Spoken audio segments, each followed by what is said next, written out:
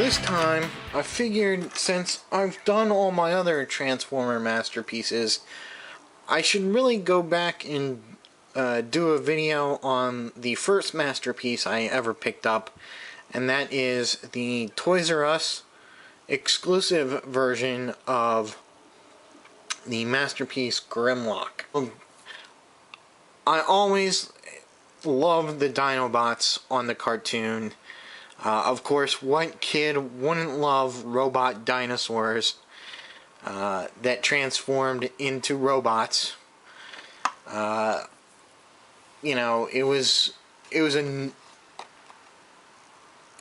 win-win idea when they put the Dinobots into the series. Unfortunately, as a kid, I was only able to collect the sludge, which was the Brontosaurus, or I guess now they've changed the name to Apatosaurus. Never found Grimlock.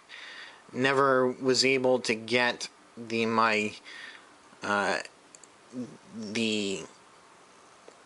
favorite dinosaur of all time is the Triceratops, and I can't remember if his name was, I think it was Slag. They don't refer to him as Slag anymore.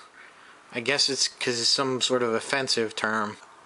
When I saw this on the shelves, I just couldn't resist getting Grimlock, and he is really a great figure.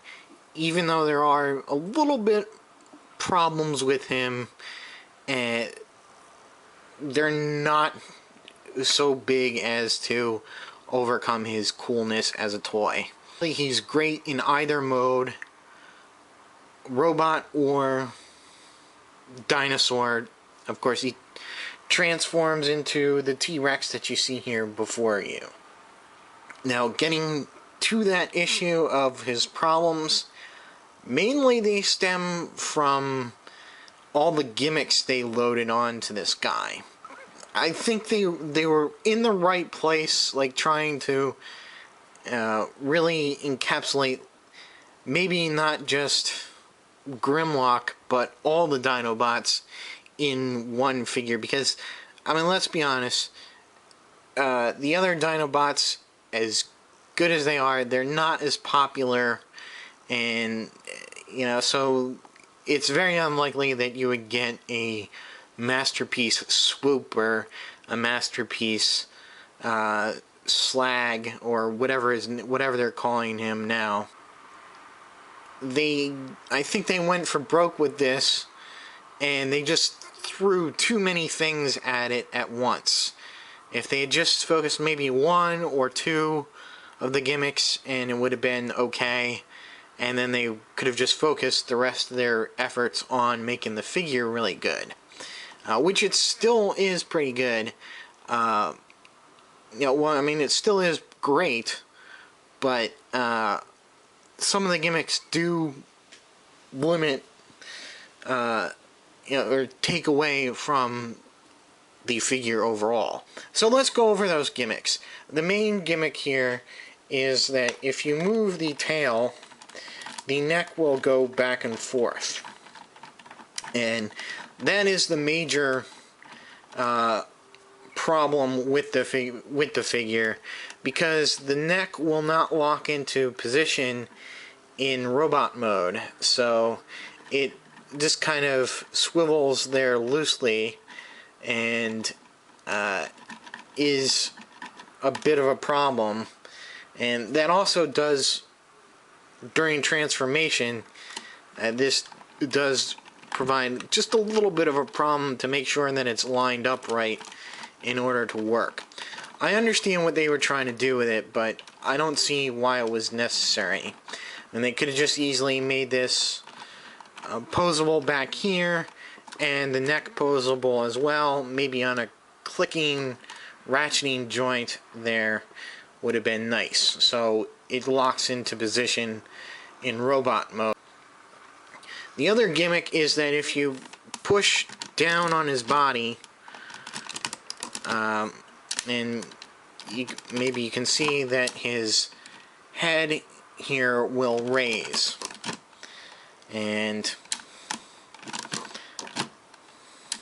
I don't know if you can, it's barely perceptible. There you can see it. Another gimmick here is the mouth. What does open, and you can see inside there he's got the flamethrower. And it is kind of posable if you reach in there and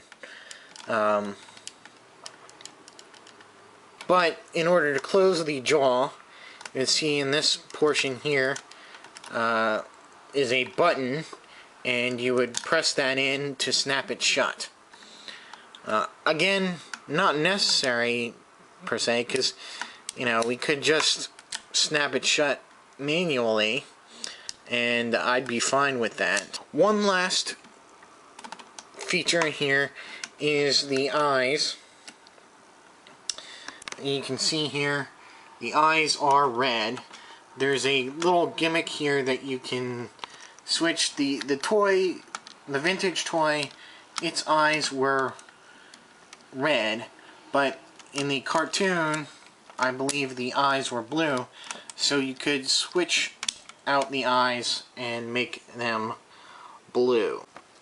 As far as articulation, he is surprisingly articulated.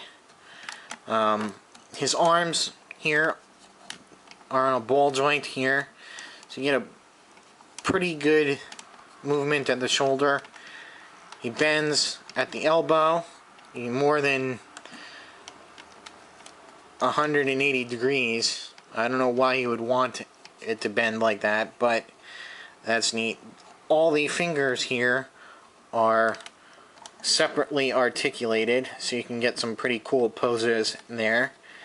And that really helped, I think, in the Japanese version, which was designated MP08. And that came with an apron, a little bow tie, and a serving tray, because I think he did that in one of the, he served a party, one of the episodes in the series, and you can see that there are vestiges of that version left over, because you can see this little hole here is meant to plug the bow tie in there. And he also had, from a fairly memorable episode, one that I do remember, is that he once Grimlock, I forget how, but he somehow became really smart and intelligent. I mean, he was generally portrayed basically as an idiot throughout the whole series, but somehow he gained like super intelligence, and actually, in order to give intelligence to some new Autobots, the Technobots and Computron, their combined form, he transferred some of his new intellect into each of them, and they do have that brain transferal device. Is a little helmet that sat on the top of his head here. If you can see that little slot is where it pegged into. That's the only thing that I'm probably missing out of the original packaging, so to speak. For the most part, you know, I could deal without the serving tray, bow tie, and apron. So anyway, back to the articulation here. The legs are pretty articulate. They go in and out and flex like this. They rotate and rotate here, rotate there. These being the arms in his robot mode, they share the same articulation points, and it's pretty neat. The feet here, although not necessary to have been articulated are. So if you want to move them, you can, but mostly they remain flat to give them a pretty stable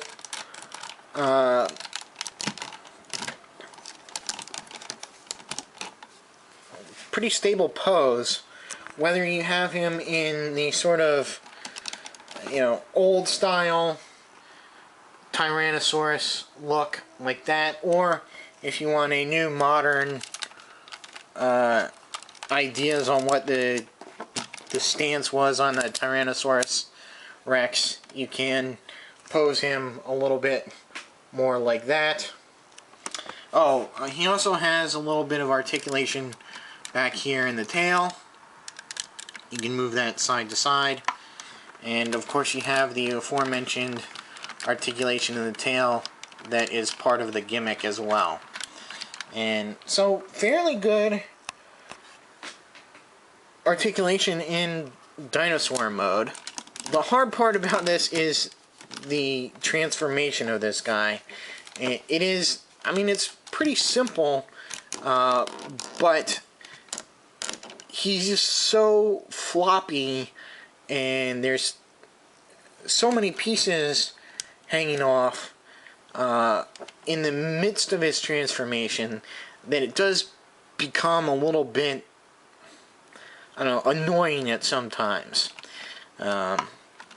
So the first thing we're going to do here is we're going to open his chest here,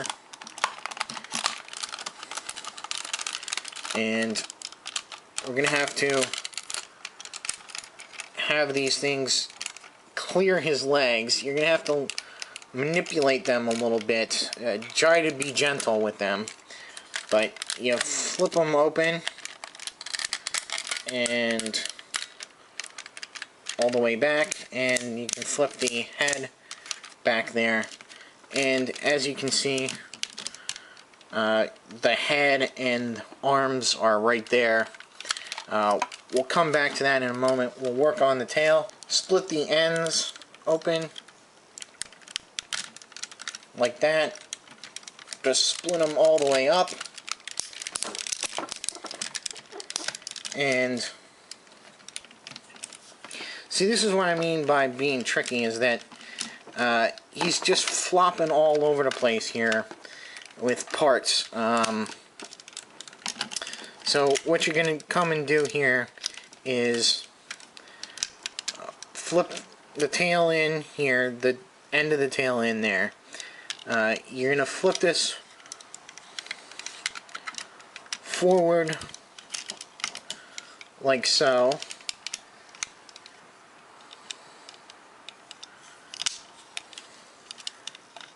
Like that. And that should snap into position like that. And then you're going to come and rotate this in like that. And that'll provide stability in his leg there. You're going to come, put his legs out. Again, flip that in.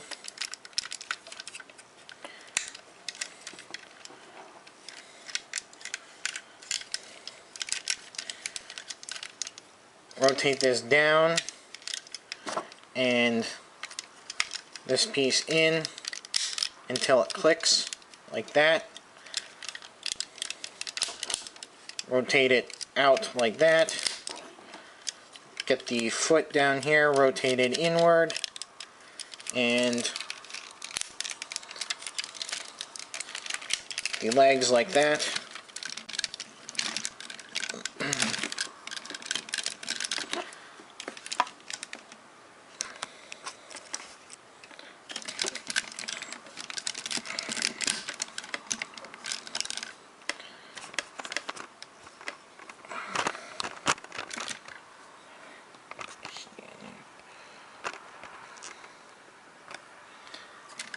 Now the chest piece here, you're going to see this slides up and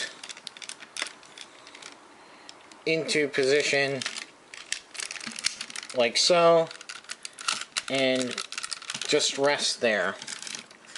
And now that you see it, he is a bit more solid there. All you have to do is work on the hands,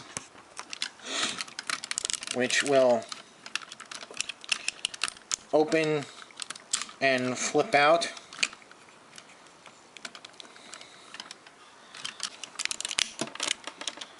Open and flip out. And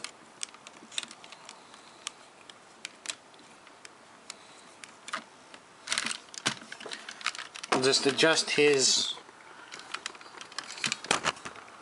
head and stuff. I like to position the arms in order to keep his neck kind of in one place.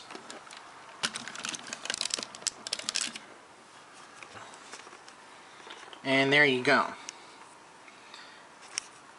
Now, some of the features of this robot mode, you might have missed it, but in the position there's an Autobot symbol that appears during transformation, which is kind of neat.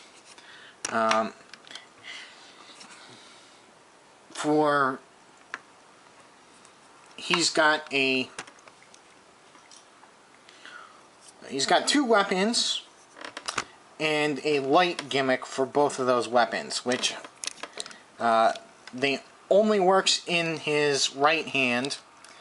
You can see that there's a clear for the gun. There's a clear plastic there with clear plastic edges at the end of the barrel. So you'll plug that into the hand.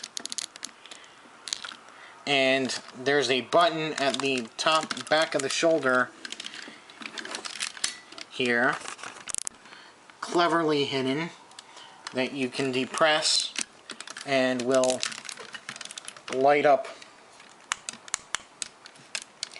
the weapon, or it should. So here's his, you can kind of tell right now his light up feature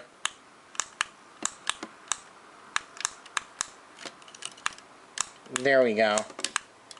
I don't know if that's coming across the camera too much, but there's his light up feature with the sword.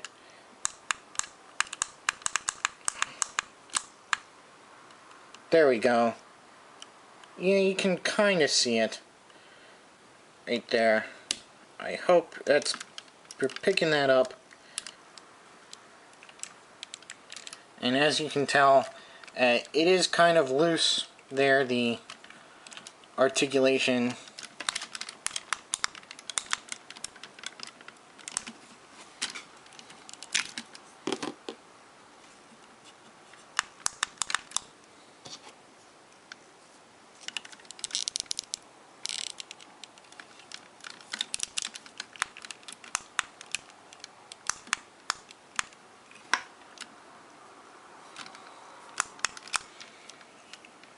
So there you go.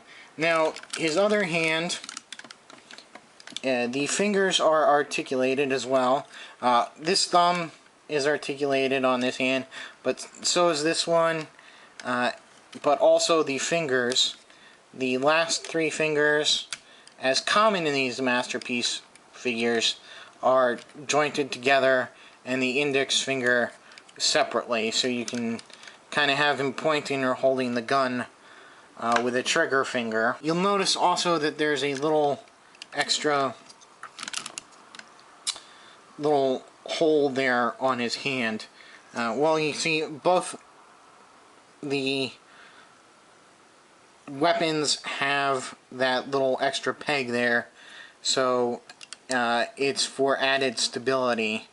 There's one other gimmick in this mode, and that's the same gimmick as in the dinosaur mode, where you can switch his eye color. And this is a little bit different. There's a little thing that you, little lever that you can switch in the back there and rotate the red eyes up and turn it into blue. I prefer the red. That's just me. So for articulation,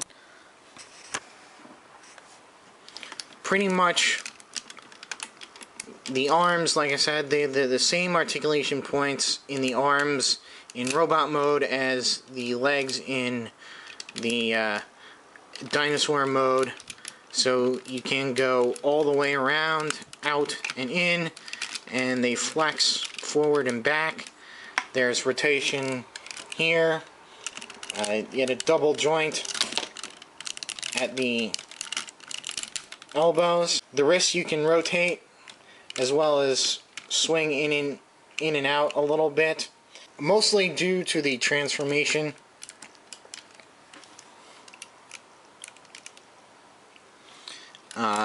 He does have waist articulation a little bit, so that's neat. The head is on a ball joint. You can see moves left and right, up and down, side to side a little bit. Legs have this really neat hip joint, forward and back, out and in. Very sturdy. He rotates at the upper thigh. He bends at the knee. Got a nice ratchety joint. And his feet do go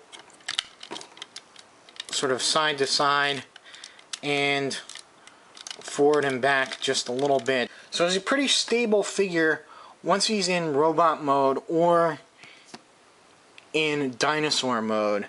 However, it's the in-between parts, the transformation, where he flops about. And one thing that always gets me is that turning him back into a, from robot into a dinosaur, you have to position these hip pieces right here in just the exact location. The instinctive move is to try and make them flat, but actually they're supposed to be angled at a certain point. Not all the way, but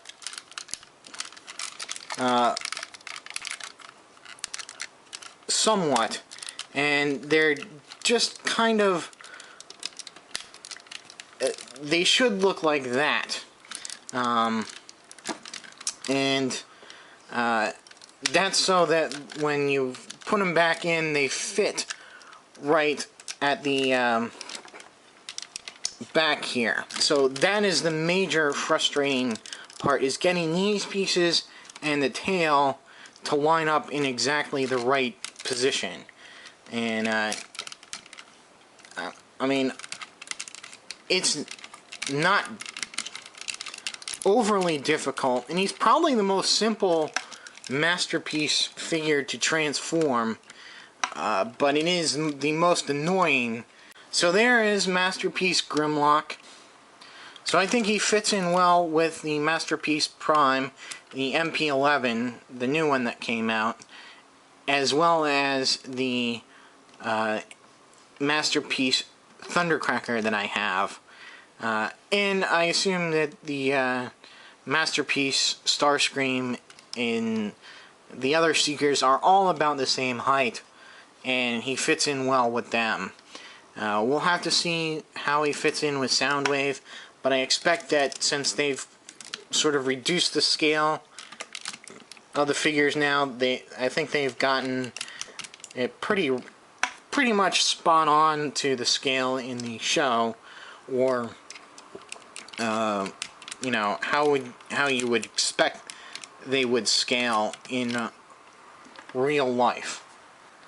I guess that'll be it, and stay tuned, and until next time. This is just a little add-on because I forgot to mention that Grimlock came with a crown, like he was crowned in one of the episodes classic episodes. And the crown just fits nicely right upon his head there. It just sits there. It's not really on too tight. So, you know, just a neat little thing.